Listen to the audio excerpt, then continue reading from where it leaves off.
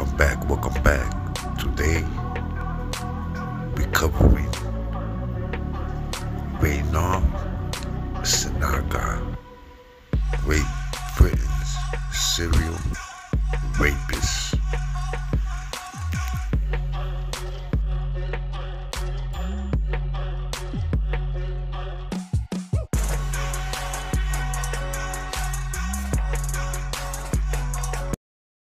This is Reinhard Sinaga as he wanted the world to see him. His social media accounts full of grinning photos of a student having fun.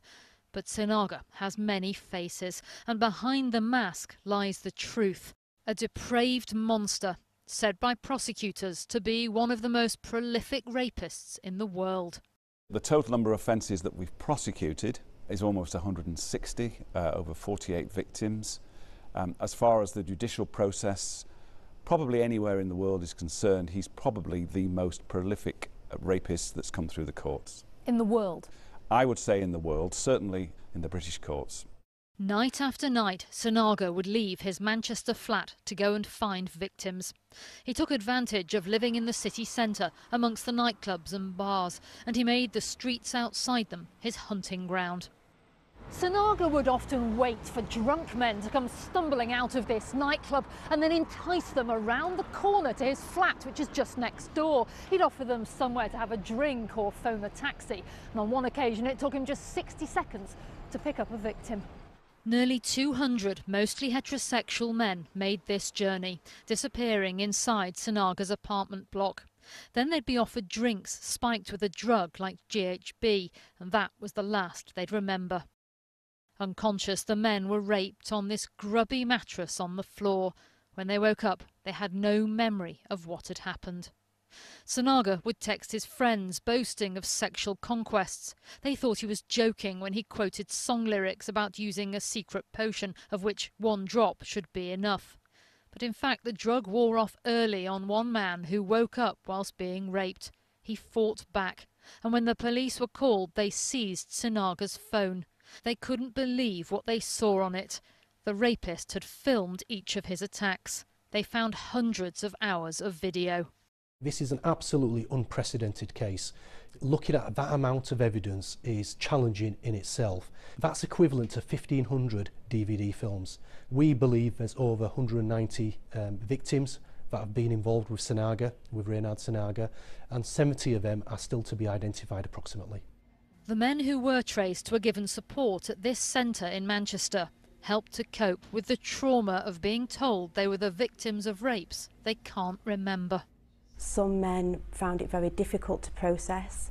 Some men have suffered with their mental health to the point where some men have been suicidal.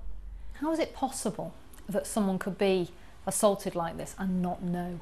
You may have had alcohol, you may have had a drug, and you may have been sexually assaulted, but there may not have been any physical injuries to see.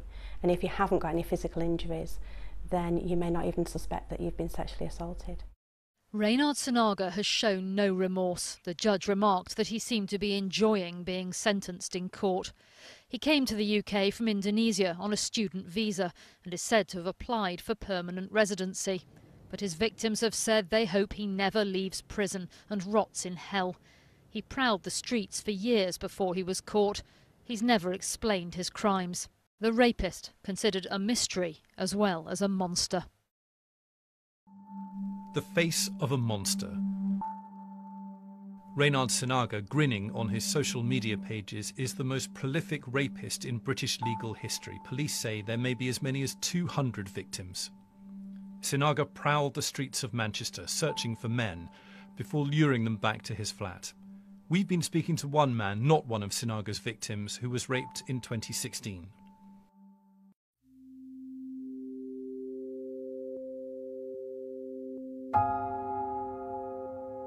I didn't have a life. For a long period of time, I just wanted to die. When I broke down to my mum on the phone and told her that I just wanted to die, I genuinely meant it. I didn't want to be anywhere. I didn't want to live with it. I think the first thing when people hear male rape is they automatically associate it with homosexuality. I think that there's a certain stigma attached to it around masculinity, that we say that you can't be a masculine man if you've not fought back and you've allowed this thing to happen and you've not done whatever you can to go and find the perpetrators or even allow there to be perpetrators. So I think that what defines us as men, or supposedly defines us as men, is impacted from the offset as soon as something like this happens. They asked me about my sexuality, about whether I'd ever cheated on my girlfriend before, about whether I'd ever had a male sexual encounter, but it all made me feel at the time that I really wasn't being believed here. Like, I don't understand whether or not I'm straight or gay, what does that have any difference? Obviously the issue's over consent.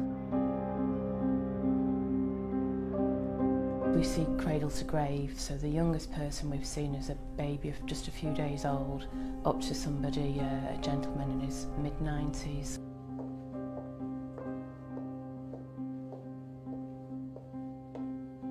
We've seen an increase of around the 33% mark for men coming forward.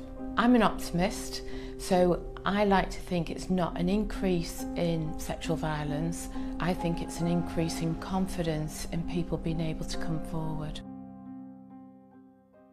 When you discovered that he was one of the worst serial rapists this country has ever seen, what did that make you feel?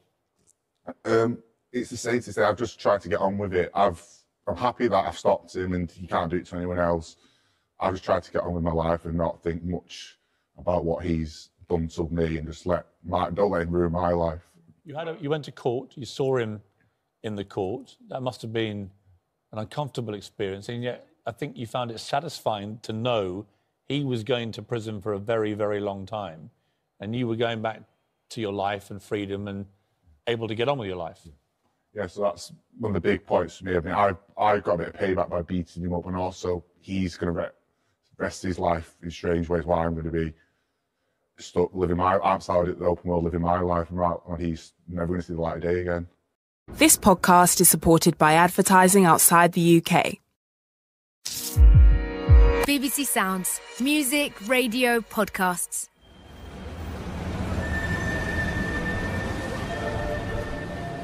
Police emergency.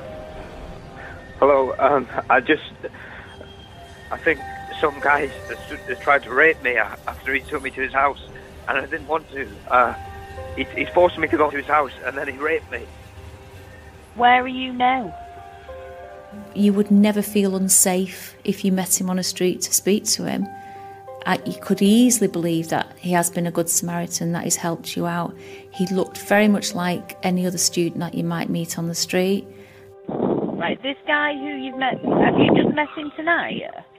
Yeah, I met him last night, I think. I was drinking and he ended up, I think he slipped me something. I don't know, and now in the morning he's like on top of me, like trying to, you know what. You can't underestimate the impact that this news had on men, and some have unfortunately wanted to take their own lives. I'm going to get an officer to where you are now. Are you okay to wait there while we get an officer to you?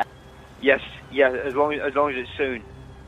In my 20-year career, I've never come across anything like this case before. It's completely unprecedented. This has been the biggest serial rape case in UK judicial history.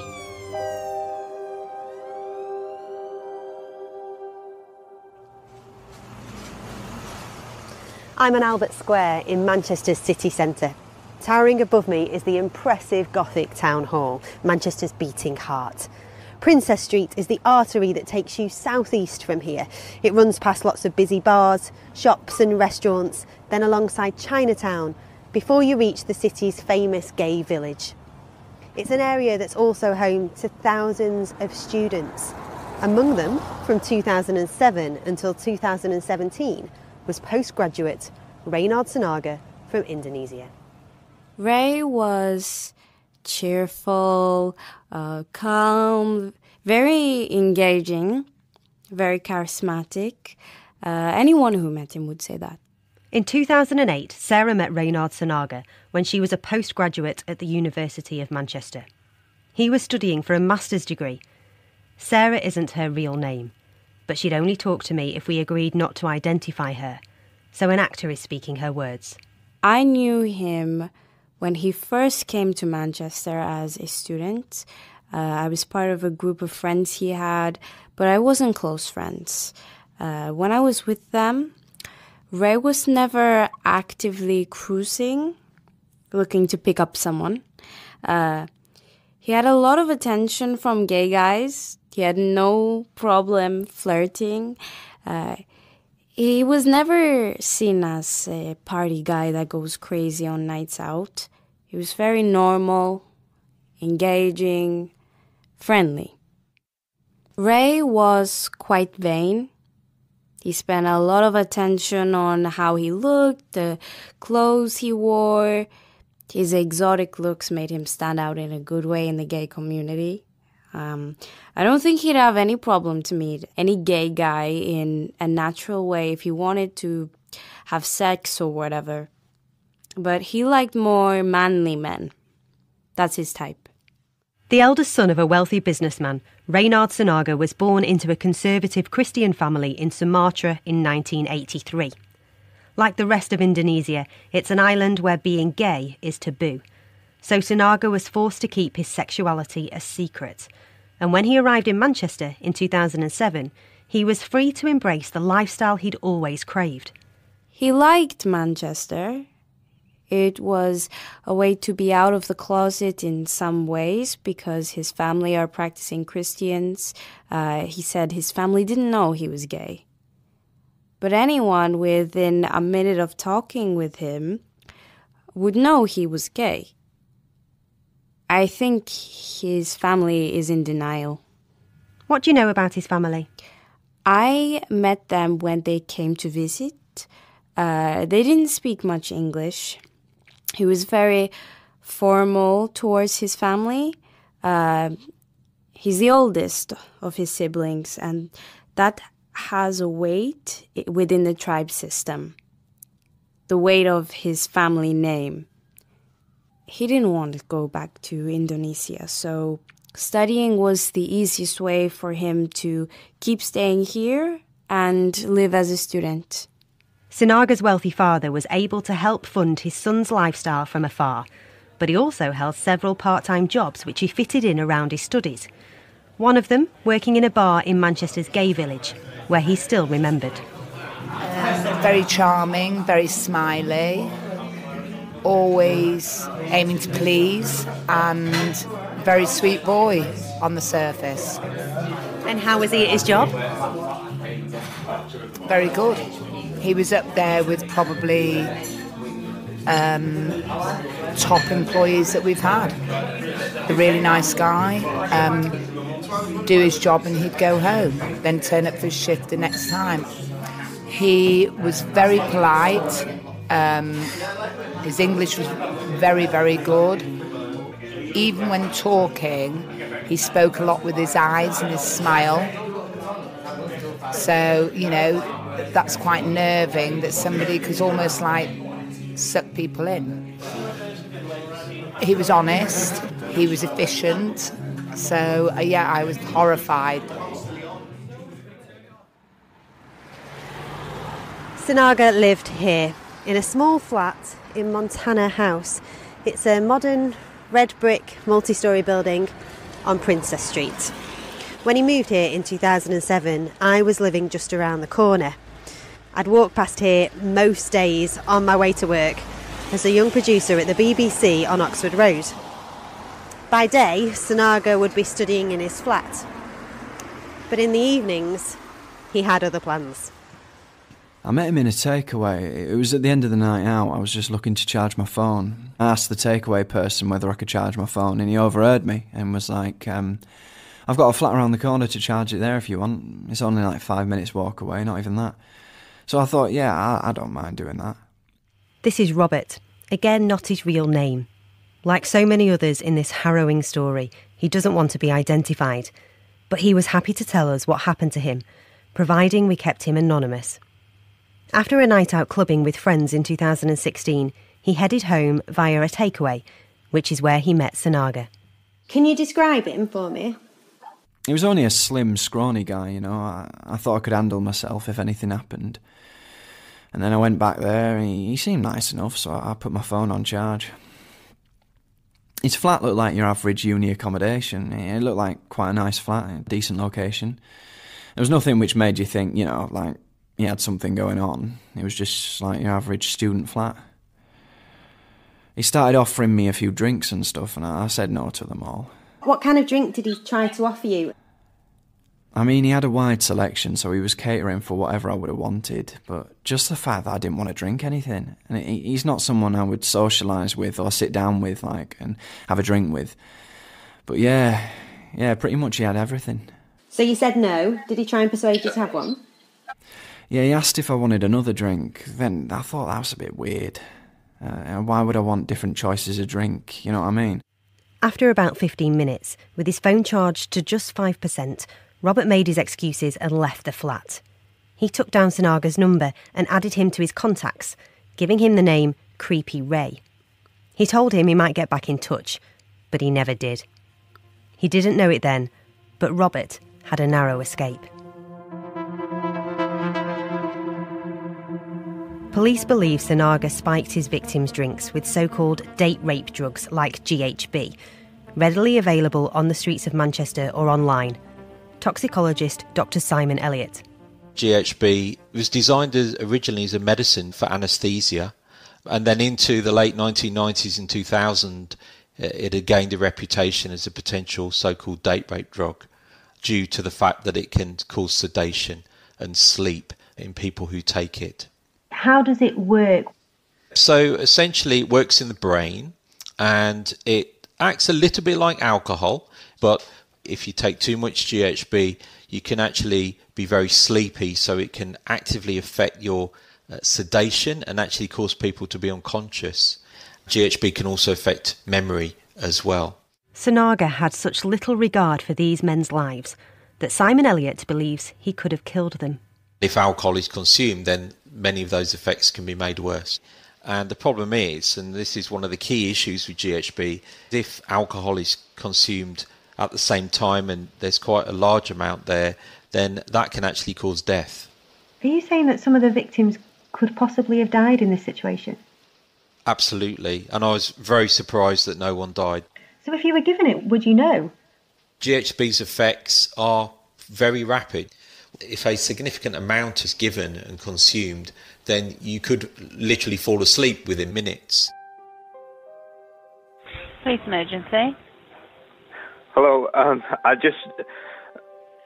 think some guy has tried to rape me after he took me to his house, and I didn't want to. He wouldn't let me leave his house, and then I think he slipped me something. I don't know, and now in the morning he's like on top of me, like trying to, you know what. The voice of the police operator in this recording is real, but for reasons that will become obvious, the voice of the man who called 999 has been changed. Do you know his name? No, I don't know his name at all. I just know where his house is. He's not left the house since I've escaped from it. When this call came through to Greater Manchester Police just before 6 a.m. on Friday the 2nd of June in 2017, it marked the start of one of the biggest investigations in the force's history. I tried to push him away. I've got blood on me because I tried to hit him to get away from me. I'm going to get an officer to where you are now. Are you okay to wait there while we get an officer to you? Yes, yeah, as long as it's soon. Within 10 minutes of receiving that report, officers have gone upstairs and they find Reinhard Sinaga semi-unconscious on the floor, a lot of blood everywhere. Detective Chief Inspector Zed Ali is head of the investigation. Now, because of what the officers have now seen in terms of the seriousness of the injuries to Sinaga, they've gone and arrested the male who reported the initial call to the police for assault. Shortly after, an ambulance arrives to the address. They treat Sinaga, and he's actually carried out the building in a stretcher and taken to Manchester Royal Infirmary. And the initial prognosis was a suspected bleed on his brain.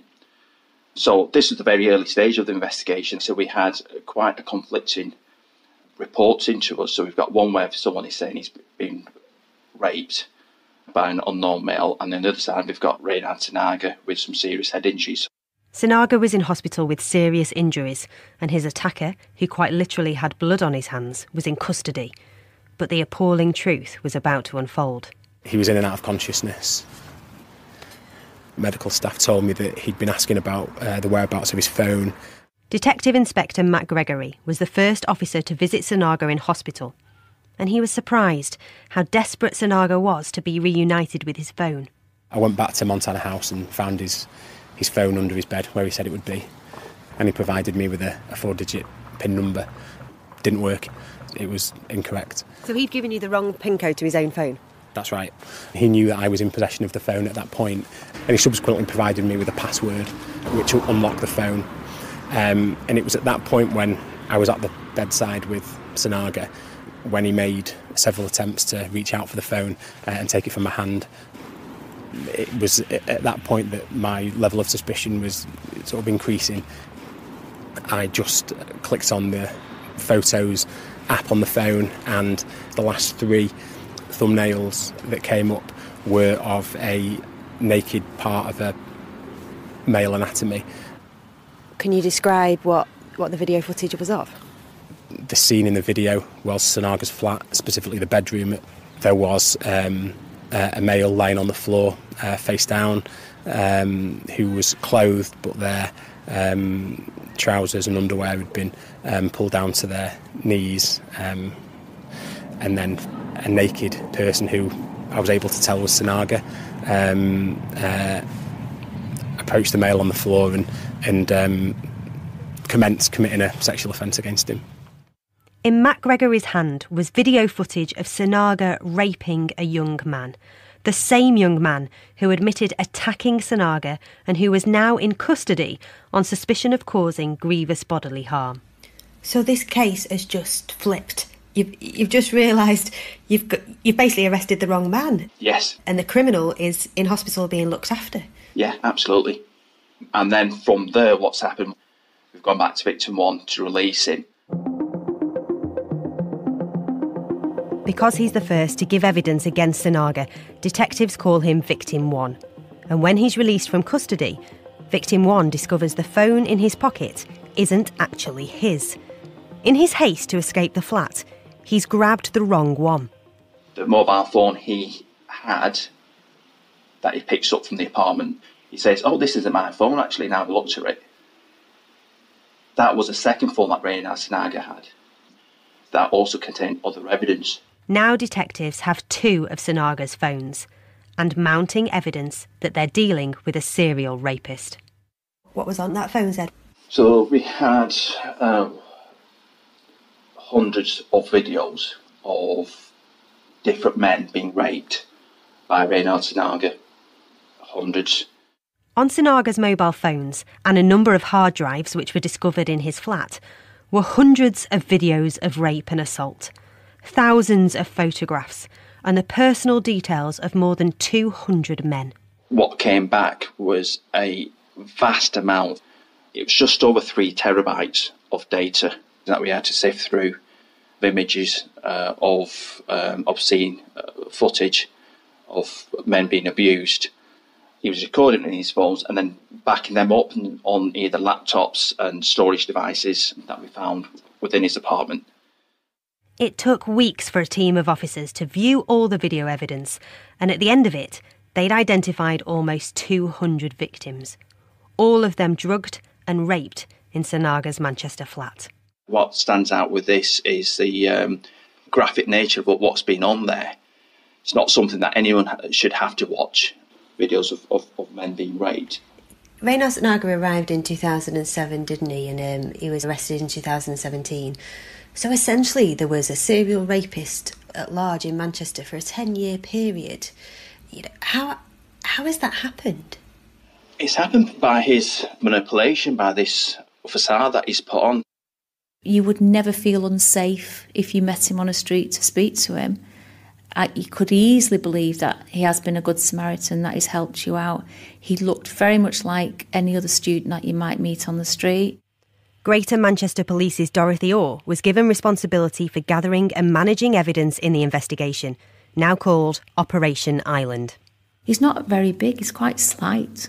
He's just a very insignificant man. Some of these victims are very tall, very well-built, sort of muscular people. So he took control of them. To have somebody in his flat for hours and hours and hours and rape them a number of times, he likes to be in control.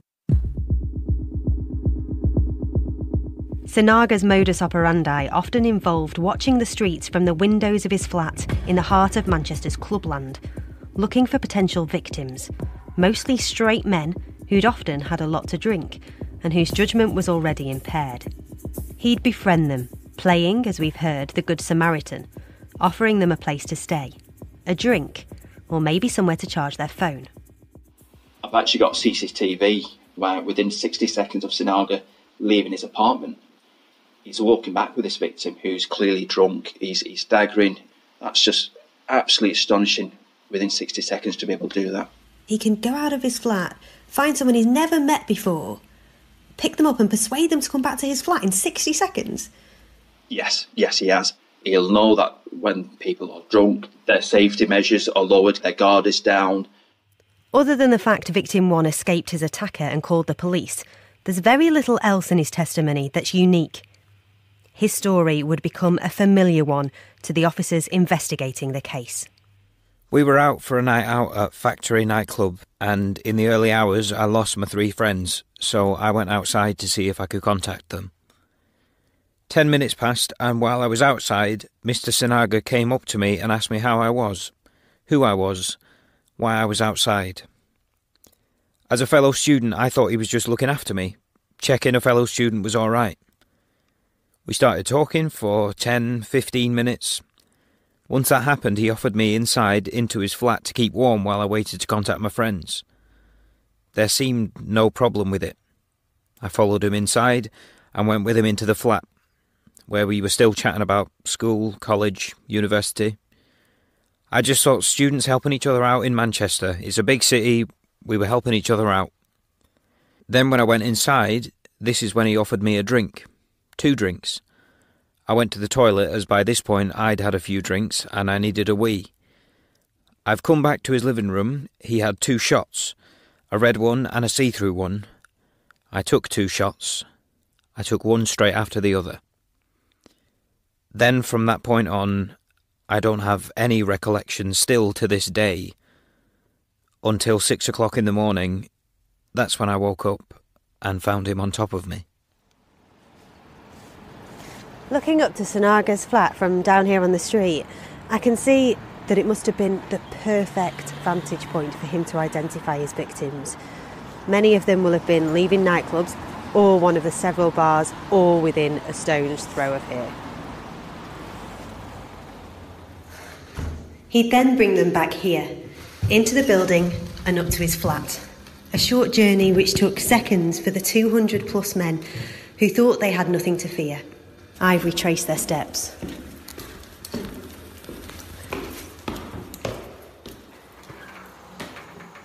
And here I am, just walking into the front door of Sinaga's flat. Quite spacious hallway with 2 bedrooms leading off the corridor. And I'm walking into now what is the sort of living room stroke kitchen. It's got 2 sofas up against a wall, a TV and a dining table just in front of 2 large windows. It's a corner plot, so you can see both Princess Street and Charles Street. I can see all the nightclubs and restaurants from here. We've got Factory nightclub next to us, 5th Avenue across the road, and just further to my left, I can see all the way to Canal Street. From here, Sinaga could see everyone who came and went out of those clubs very clearly, and he could be downstairs, I'd say, in a matter of a minute. Being in Sinaga's old flat made me feel uneasy, knowing how so many lives had been so badly damaged as a result of the horrific sexual abuse that had taken place there. Yet despite the fact Sinaga raped more than 200 men, not a single one of them ever came forward to police until he was convicted. They were so heavily drugged that in the vast majority of cases, when they finally came round, they had absolutely no recollection of what had happened to them. Instead, it was down to the police to identify the victims. Dorothy Orr again. Sinaga took trophies from a lot, if not most, of his victims. So those trophies came in different forms. So sometimes they were a Facebook profile, which he would have snapshot and kept on his phone. Sometimes it was passports, sometimes it was driving licences. It took a considerable amount of time to match up the snapshot photographs of the Facebook profiles with a video of an offence. So then it was a matter of tracing them through whatever means we could, and then making a time and date and arrange to go and see them. And that led to perhaps the toughest, most heartbreaking part of this huge investigation. Telling dozens of young men, some with only a vague suspicion that something strange had happened to them, some with no idea at all, that they had been raped. Never in all the time we've worked within the rape unit had we had to go to somebody and tell them that they'd been raped. It was Dorothy Orr's job to break the news to victims. She travelled across the country with support workers from St Mary's Sexual Referral Centre in Manchester. It was the first time in Greater Manchester Police's history that they had worked with counsellors to support and help the victims from their first contact. When you first meet them, you're having a normal, everyday conversation, but in the back of your mind, you actually know at some point, I'm actually going to have to tell this person, I believe you've been raped. And you know once you've told somebody there's no going back, their life is going to change. Lisa Waters from St Mary's Sexual Referral Centre was responsible for caring for victims when they were told what had happened to them. Some men were very, very angry and wondered why we were coming to tell them something that they had no knowledge about and that could considerably impact on the rest of their lives. There were some men who were completely emotionless, and there were some men who were very visibly upset. You know, you can't underestimate the impact that this news had on men. Sometimes it made it easy for them to understand what had happened on that night out, but it was never what they wanted to hear, and I don't think it was ever what they expected to hear. We've supported over 70 men now, and some have unfortunately wanted to take their own lives. Some have had relationship breakdowns because it's impacted on their self-esteem and their emotional health so much that they've not been able to carry on either physical relationships or emotional relationships. We've seen family breakdowns because of this. And also we've seen people who have become completely numb. Clinical psychologist Sam Warner has investigated the psychological effects and long-term impacts of Sinaga's crimes against these men. For a lot of those victims, they had no idea that they'd been raped. So all of the feelings that people would ordinarily experience during being raped, they were going to experience that as they were told. So the trauma would be associated with that telling, but thereafter, all of the effects of rape, all of the horrible and hurt feelings that come from it would still be there, even if those people didn't have any direct memories of it. What they would know is that they had been violated, that their power had been taken away, that their choice and their ownership of their body is changed, whether they have a direct memory or not. So Sinaga didn't just violate them that night, he's continuing to affect them for the rest of their lives, really. Yeah. So there's the impact of the rape itself. He also stole objects, he took money, he went through their pockets, he befriended them on Facebook. So like other serial rapists, he took trophies, and this is a way of extending that control and providing more gratification for him. And as we know, he took videos of the rapes that he did. So he took from those men in multiple ways, not just in terms of the act, but in terms of the ongoing violation and gratification that he got from owning part of them. Sinaga used his charm and friendly disposition to not only ensnare his victims, but to boast to his circle of friends. Police found many messages which he'd sent to them from his numerous phones.